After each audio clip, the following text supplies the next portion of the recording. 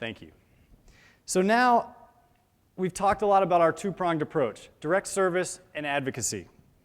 And to help me talk about what we're doing to this end and what we have planned for the future, I'm going to ask two of my colleagues to come join me on the stage for some Q&A with some special guests as well as from the audience and from our live streaming webcast. So first, please help me welcome our Executive Vice President of Mission, Andy Miller. Andy oversees LiveStrong's strategic direction and daily operations from a programmatic standpoint, and he's going to be able to tell us a lot about what we have in store for 2011 and beyond. Andy Miller.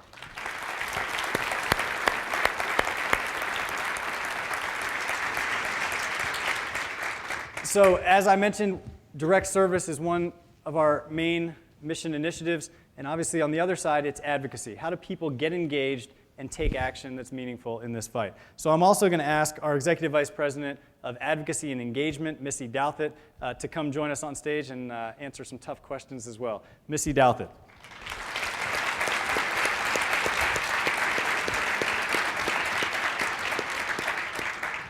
So now we're going to invite some special guests who are going to sit over here, and they are going to pose some specific questions to the three of us, and we're going to intersperse some questions from the audience as well as from the web. So if I could have our special guests come up and join us on stage.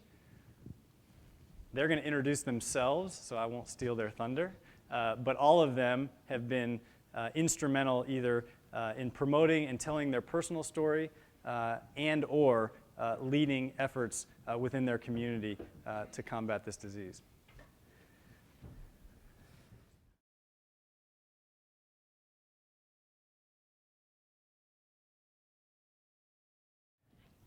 Welcome. You're ready to go. I'm ready to go. I think we Action know. camera. I think we might know who has the first question, but we're thrilled to have you here and look forward to a great dialogue about what's going on currently, not only at the foundation but also just in the broader cancer community. So you want to ask the first question? Sure. Hi, Doug, Andy, and Missy, and everybody out there. My name is Isabel Duran. I am with Latinas Contra Cancer based in San Jose, California. I am a 12-year Hodgkin's lymphoma survivor. I started Latinas Contra Cancer 8 years ago to address the void, the cultural and linguistic void in appropriate services for Latinos around issues of cancer. So my question to you all, now that I'm in Texas, how does... Doesn't feel like Texas. I know it doesn't. More like the North Pole. How does LiveStrong stay abreast of the changing needs of cancer survivors? You know, we are all seeing these immediate changes with technology and the healthcare policy, which seems to shift with the winds. So how do you stay abreast of those needs for cancer survivors in this atmosphere? You want to take this Sure, I'll take that one. It's funny because although we're a cancer organization, I oftentimes say that we're really not about cancer. We're about people. And if you're going to be about people, you've got to listen to the people that you want to serve. So we do that in a number of ways. One of the things Doug in particular mentioned that we're very excited about is the LiveStrong survey.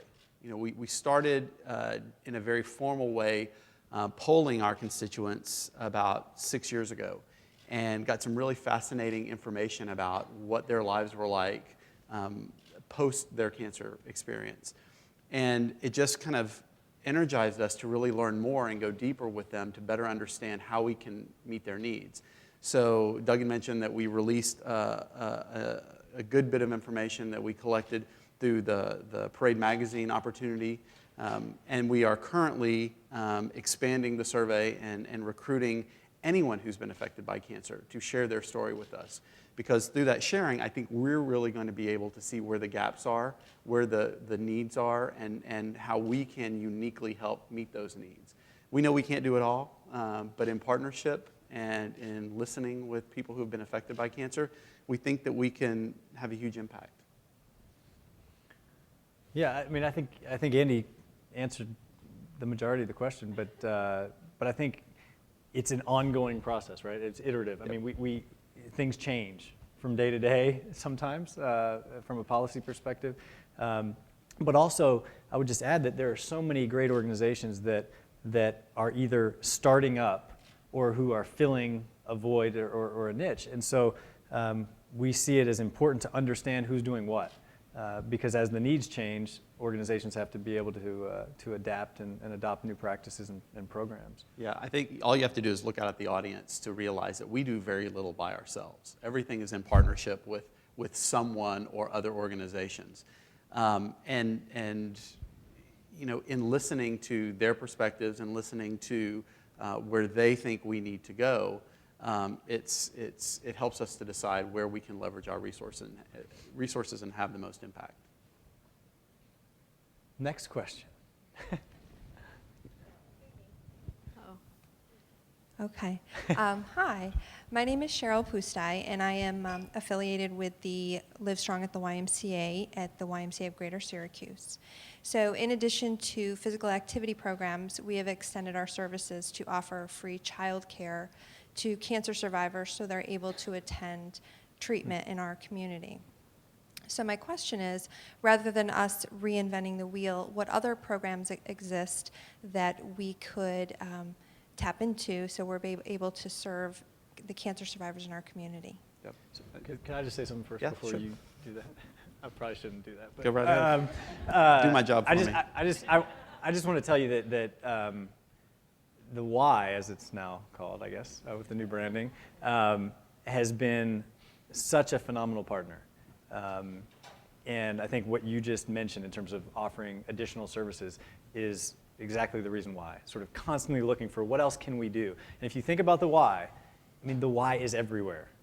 I mean, they're in every community, serving every demographic that you can imagine all across the country. And so it's been a great partnership. And the only negative is that everywhere we go, Ys who don't have this program are wondering, how do I get up on the list? How do I get to the top of the list? You know, and we say that's up to the Y. That's not our decision. But sorry. No, believe me, we've heard it because just this year, the program came to the Austin Ys, and we were hearing, why aren't we doing it in Austin? So no, it's a great point, and you know, for those of you who remember the previous community program that enabled us to fund innovative community-based solutions to meet the needs of cancer survivors, you know, we were able to fund, you know, 5, 6, 7, sometimes up to 15 programs in a year, depending upon the amount of money that we had, and it was all to create kind of these new programs. And while it was, you know, completely beneficial for that community, it wasn't a sustainable model for us. So we launched this new effort, this community impact project this year with the intent to do exactly what you said. How do we replicate evidence-based programs in a sustainable way and reach many more people?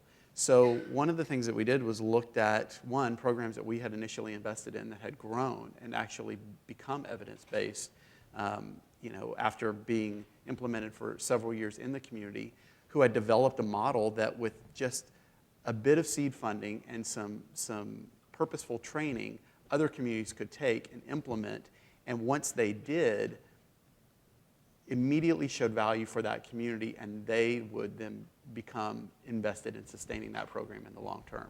It's the first year that we're going to do it, and I'll turn it over to Missy to talk a little bit about, from her perspective, the community engagement aspect of it, but I can't underscore that piece of it enough because we know that communities that have a hand in creating and bringing a program to their community will play a role in sustaining it post our initial financial investment.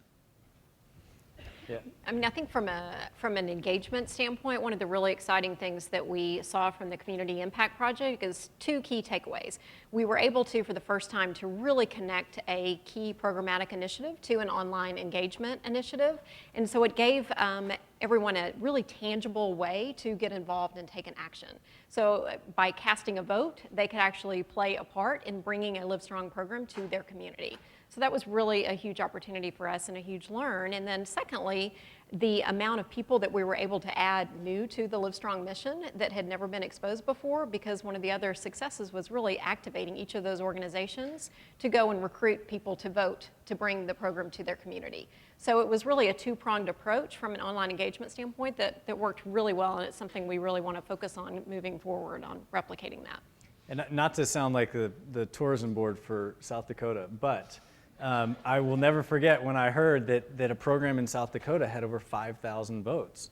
And so that's 5,000 people in that community who are already going to be supportive of this program when it launches. And so it's really significant. And one of the things Andy mentioned is this idea of proven programs, like the program at the Y. And there are people in this room, I don't remember exactly who was there, but probably Mitch or Patty and Brad and others, but Julia Rowland hosted a meeting at the NCI in 2002 trying to figure out what could be done in terms of physical activity. Because at that time, and it's not that long ago, 8 or 9 years, at that time, many physicians were saying, go home and rest.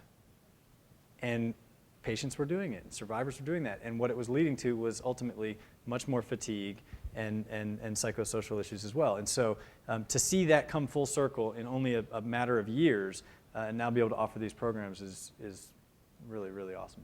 Can I just tie these the last two questions together, because there's a certain amount of listening that had to happen with this transition for that program.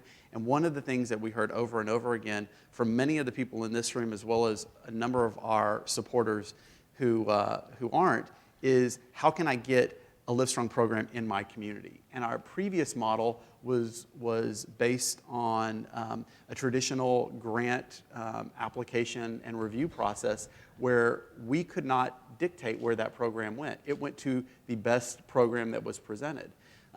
This, for the first time ever, we got to engage the community, all the people who said we want a program in our community, to actually take an action to put that program in their community. Whereas we didn't have that ability before. But we listened to the needs and the desires of the people who we were engaging with and try to react to that. Absolutely. Okay, we're going to pause for a second and take a question from the audience. And I believe I was told that our good friend Jerry Kelly has a question. Where's Jerry?